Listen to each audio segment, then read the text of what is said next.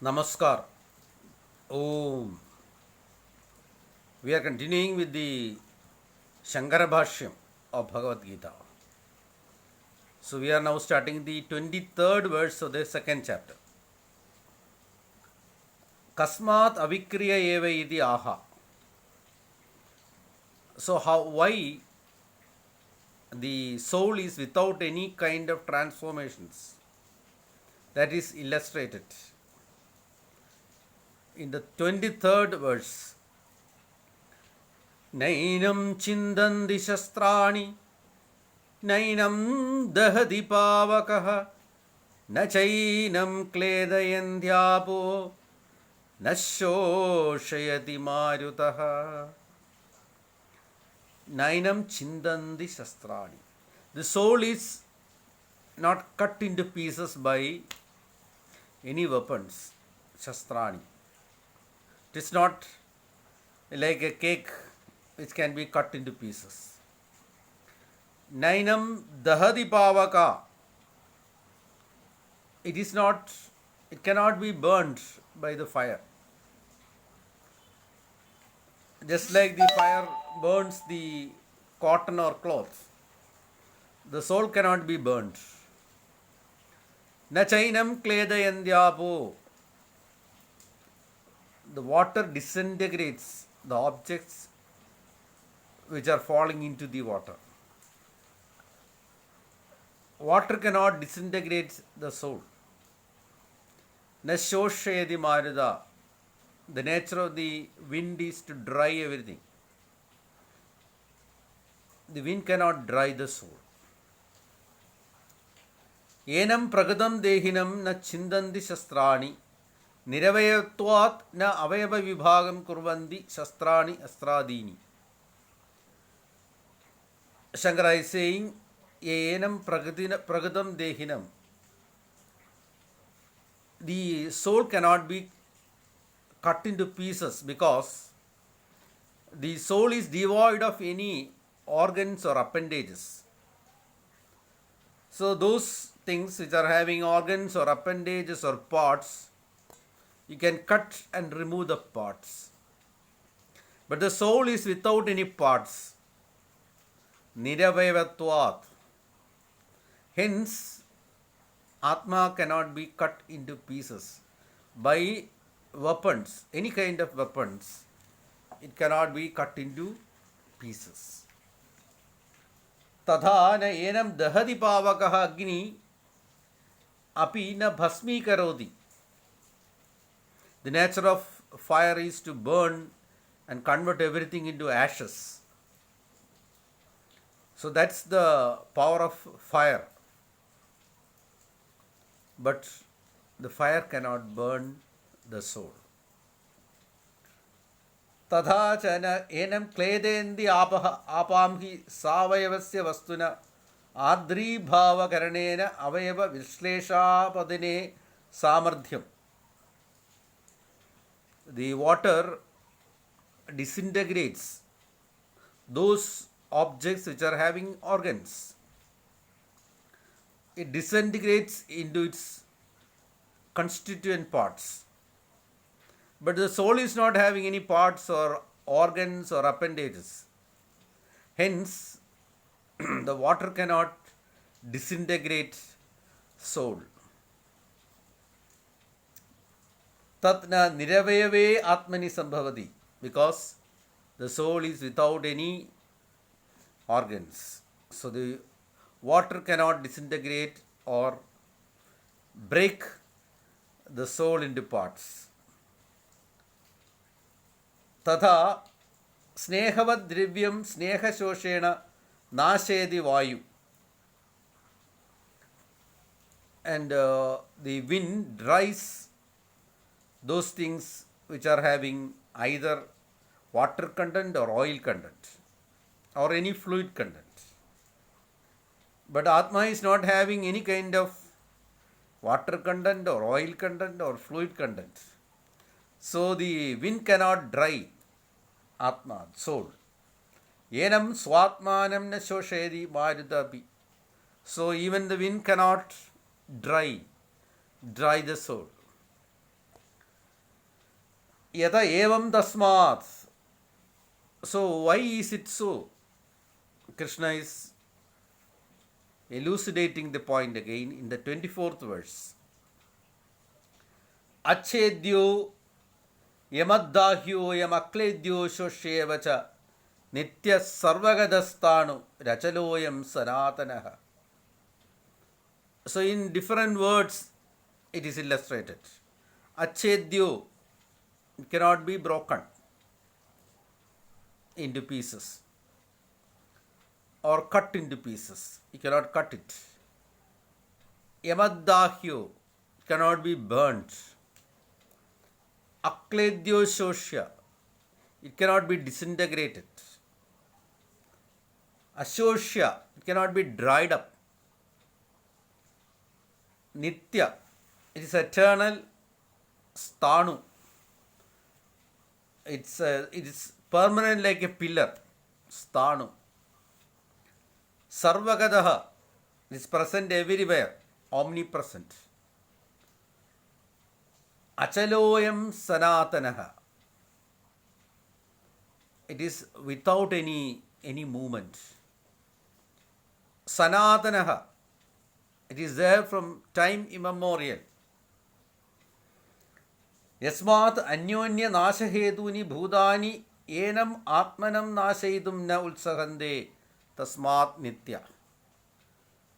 So Shankara is saying that these 5 great elements, the earth, the water, the fire, the wind and the space, they can destroy the other things. But these great elements, these 5 great elements, they cannot do anything with the soul. That's why the soul is eternal or nitya. Nityatvat sarvagadaha.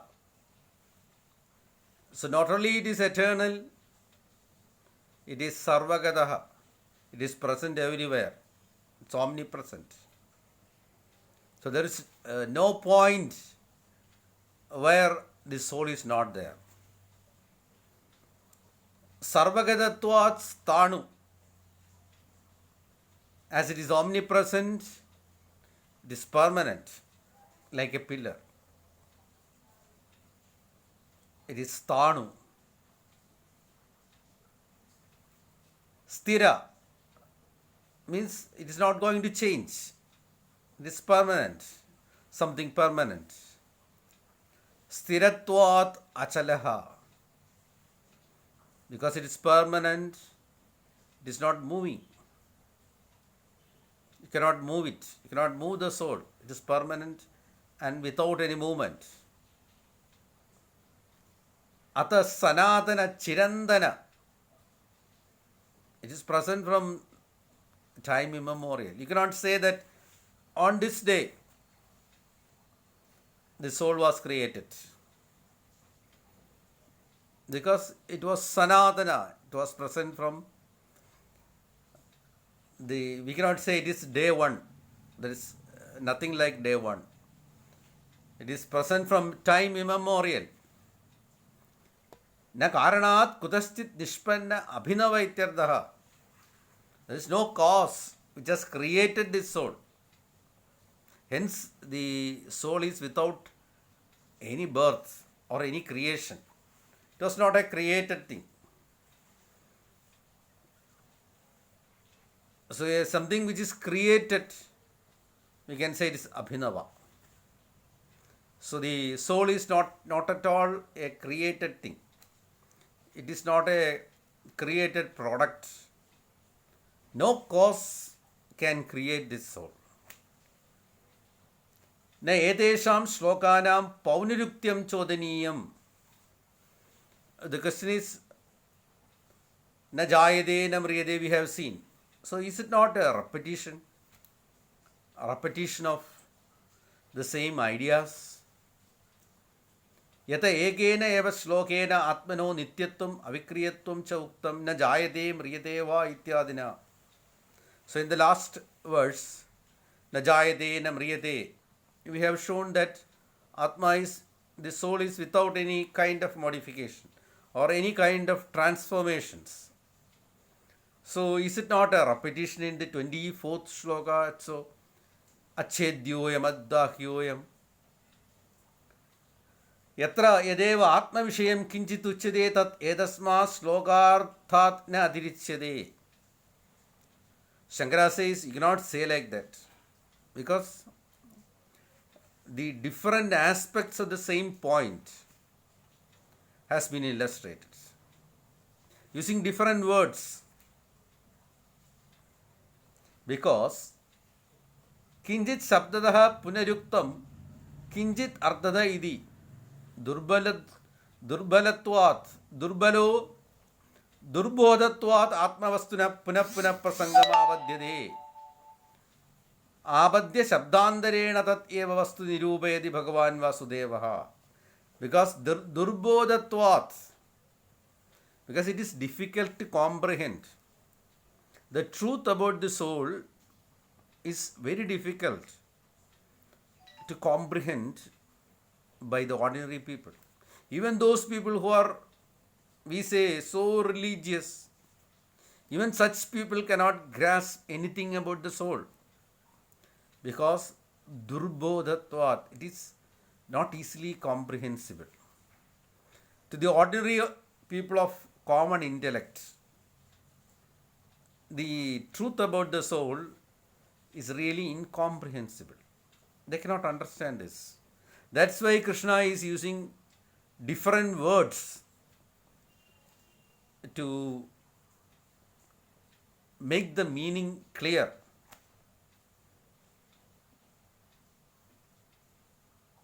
Katham nu nama samsarinam avyaktam tattvam buddhigojaratam apannam tat samsara nivrittaye syat idi kimcha.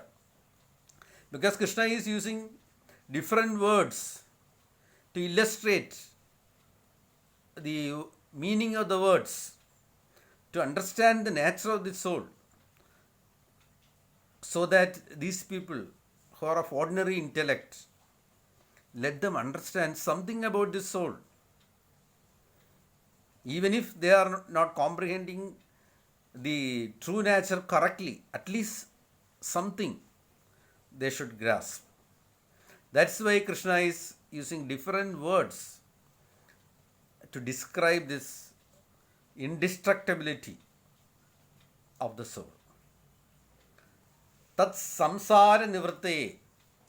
And these people should get rid of their worldliness or samsaritva.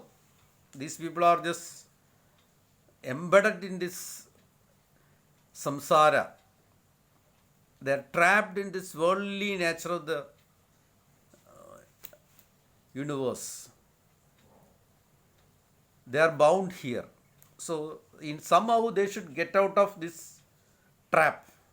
That's why Krishna is using different words, so that people of ordinary intellect will understand.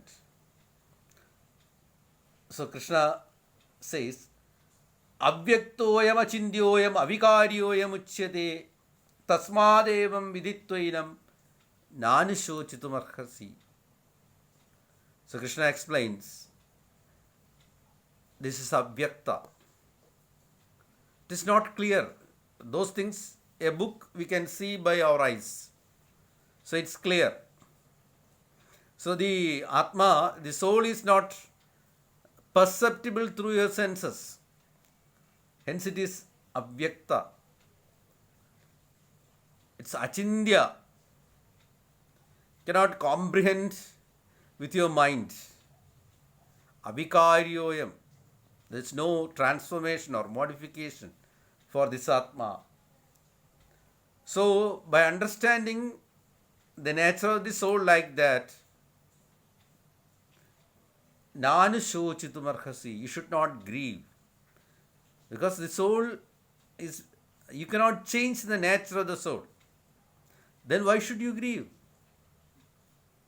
It is not going to be destroyed. It is not going to change any form. It is not going to disintegrate. There is no kind of transformation is going to happen to the soul. So there is no point in grieving about the soul. So we'll see that next day.